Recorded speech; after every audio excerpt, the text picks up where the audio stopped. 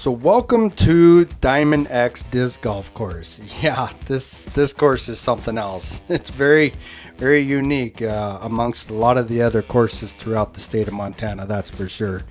As you're going to see going through this course, it's a very challenging course. I don't recommend it for a whole lot of beginners. Sure, the first 6 holes or so are fairly decent.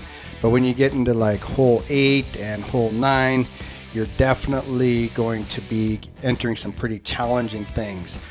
So as we go through this course, as you notice, we're on hole 1 right now. This is red 1. The first 9 holes are categorized as red 1 through red 9. And then after you get through red 9, you've got the choice of either going through the black 10 through black 18 or the blue 10 through blue 18.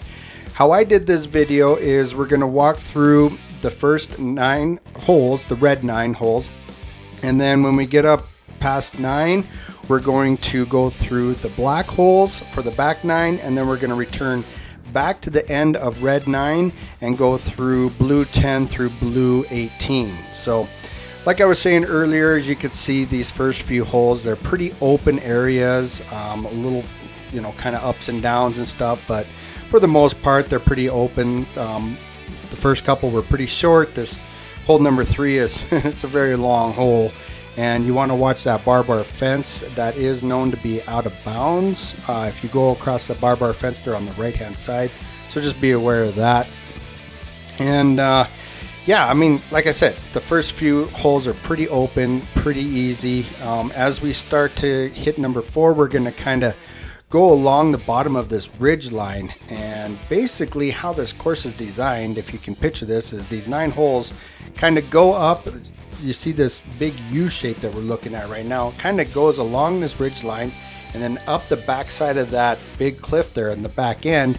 And then when you get up to the top of that, that's where it'll branch off to the left or to the right, depending on what back 9 you want to throw at that point. Now when we get closer up here to hole 8, that's usually when things start getting pretty challenging. From what I've heard from a lot of locals, a lot of times they just come up here and just throw like mainly the first 8 or 9 holes and don't really even throw a lot of the upper holes, especially if they're like the beginner class. So a little heads up on that. The upper holes are definitely a lot more challenging as you get through this course.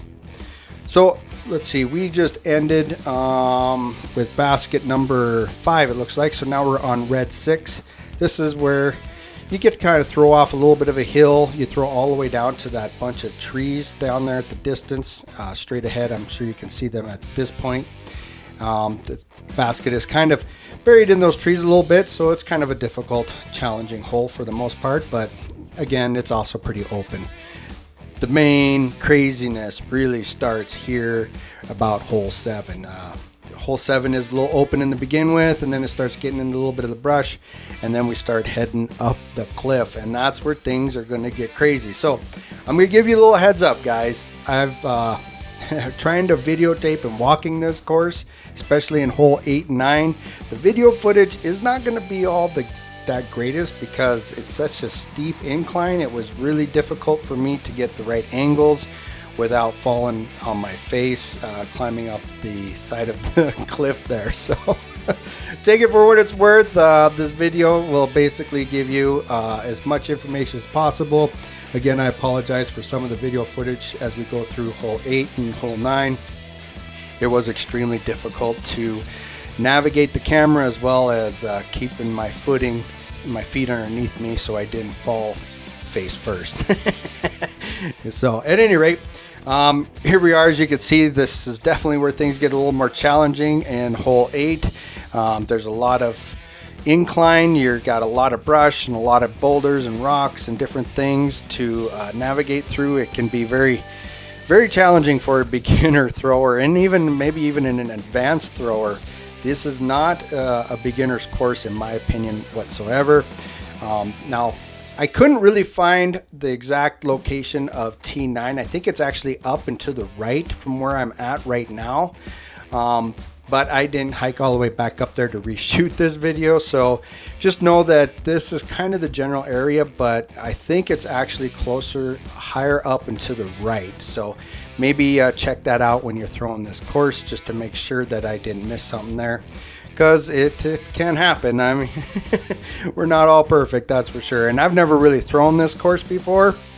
I just pretty much walked this course with a good friend of mine. Actually, my future son-in-law walked this course with me and kind of helped me navigate it to the best of his ability. But he hasn't thrown this course a lot himself either, so we were just kind of figuring it out. But for the most part, this is pretty accurate. It's going to get you really close. This pin is just crazy. I couldn't believe it when I saw it. I was like, holy cow, that is nuts. So I thought it was really cool at the same time, though. This pin just right there on the edge of the cliff. Thought that was cool. So this is the point right now where we're going to come up to the top here to this trail, and this trail will take you to both 10, blue 10 and black 10. Blue 10 is going to be off to the right there. We'll come back to that later. We're going to go up to the left, which brings us to black 10. So black 10 is going to, basically you're going to throw over there to that general direction as we continue through this video and we walk across the upper part of the ridge line. You're going to see basket 10 is kind of nestled down off to the right off the edge here a little bit. Here we go. So that's going to be a pretty tough throw for sure. I mean, it's not easy, that's for sure. So we walk right through that and we come down. Now we're going to go along kind of the ridge line for the next few holes. This is hole 11. As you can see, it's a little shorter hole. It's again right kind of along the edge of the ridge line there. And then after we finish hole 11, we're just going to kind of go right straight through it, and we're going to land on this rock point. You see these white lines that are chalked out, or painted I should say, on these rocks. Those are kind of those are the start tees. So you want to throw from that. We're going to throw all the way across there for hole 12. Again, this is a very challenging course, as you can see. If you are a beginner, again, you might want to rethink this. It's definitely throw a disc that you don't mind losing.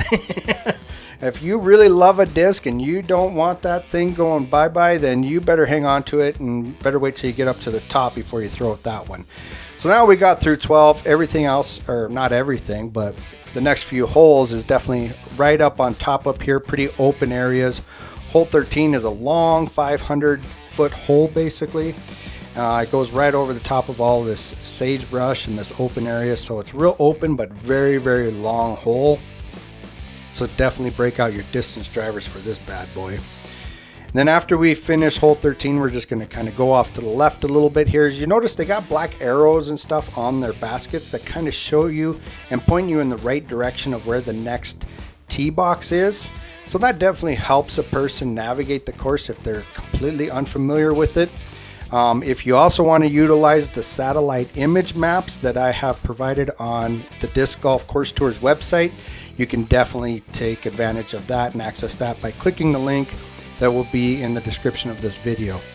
So now that we've worked our way through 14, we're kind of on the other edge of the ridge line. We kind of went over the flat part. Now we're on the back side where hole 15 kind of goes along this little cliff kind of.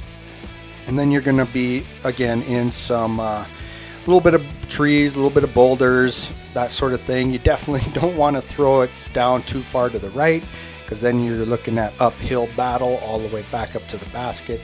This is kind of a long hole for along the bridge line, so be prepared for that. And there we go. We finally get to the basket, and you see that black arrow? It's pointing up to the left. That's exactly where we're going to be going next. So we're going to get back up onto the flat side of things for hole 16. And then we're going to throw, we're going to go to the right, and then the tee pad there is located. Sometimes you see signs there, like there's a sign there for black 16. Not all of them have those signs, so just be aware of that as well. So we pretty much throw across this flat, nice and open fairway here, past this tree, and then the basket's right there. We're going to walk straight through this one, and as you can see, the sign already for hole 17 is just straightforward. Now hole 17 is kind of a neat little throw. We're going to throw into those trees straight in front of us. It is a hidden blind basket, which there's a lot of blind holes on this particular course, as you can tell. So navigating it can be a little difficult. be aware that if there's other people throwing right in front of you, so that you don't interfere with their game. And if there's anybody coming up behind you, make sure you're aware of that so that you don't get hit in the back of the head or something from an oncoming disc. So, because there's a lot of blind spots on this course. Hole 18, you pretty much throw right off of this cliff all the way down to the bottom. We're going to put a little red ring. There it is. So there's the basket. Yeah, that's an epic throw, my friends. Pretty sick. So now we went back to the end of red 9, and now we're going to approach blue 10. So blue 10 is basically straight up on the other side of this kind of coulee thing in the rocks here up to the right. So we're going to work our way back up this cliff and back up onto the top like we did with the black 9 holes that we did. We're going to kind of zigzag in and out of the cliffs. We're going to have some open holes, we're going to have some cliff holes, and some treat areas. So here's the end of blue 10. You just walk right straight through it, and blue 11 is going to be located right here. See, this is a good example where you just kind of throw in the open right along the path. Like I said, it just kind of zigzags in and out of the open areas and in and out of the rocky cliff areas. Some of these holes right here are great for beginners. They're a little bit easier to throw than some of those other holes like red 8 and red 9, whatnot. So it's a really good mixture as far as the challenge goes. I would definitely classify this as one of the more challenging courses I think that the state of Montana has to offer. So if you are brand new to disc golf, please be aware that this is a difficult and very challenging course. Me personally, I love the course. I think it's a great course. I like how they laid it out. It gives you a lot of different options. You don't have to throw, all, what is it? So 36, 32 holes or whatever it is. If you throw the front 9, you can just throw the one back 9. You can throw both of the back 9s if you want. It's totally up to you. So it's definitely a versatile course as far as like what your preference is, as far as what you want to throw and what you don't want to throw.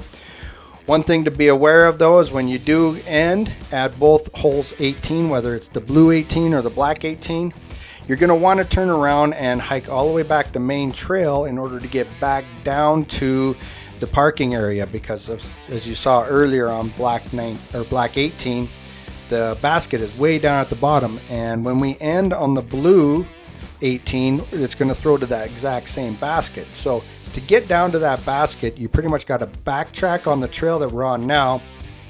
You're going to go all the way back to the main trail that goes all the way down the hill.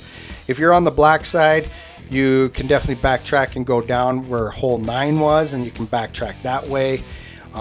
If you're on the blue side, you can just backtrack, like I said, back to basket, start pad 14, and you can just take the main trail all the way back down to basket 18. So it is a lot of backtracking just to get down to basket 18. So we're going to walk through this little cliffy area to get to the start pad of 17. We're almost done. I know this is a long course. Thanks for sticking with me to the end here, folks. And by the way, if you are not a subscriber of Disc Golf Course Tours, I'd love to have your support. Please hit the subscribe button. I really appreciate that. And if you like this video, don't forget to smash that like button. That would be awesome. All right, so as we continue to go through hole 17 here, it's also kind of along that little hillside there. Pretty open basket there at the end. And then here is that next epic 18 throw. And now this blue 18 is actually way longer throw than the black 18. This has got a distance of 698 feet or somewhere close to there anyway. Yeah, we're going to zoom in here and you can see it's way the hell out there. All right, my friends, I hope you enjoyed this video. We'll see you in the next one.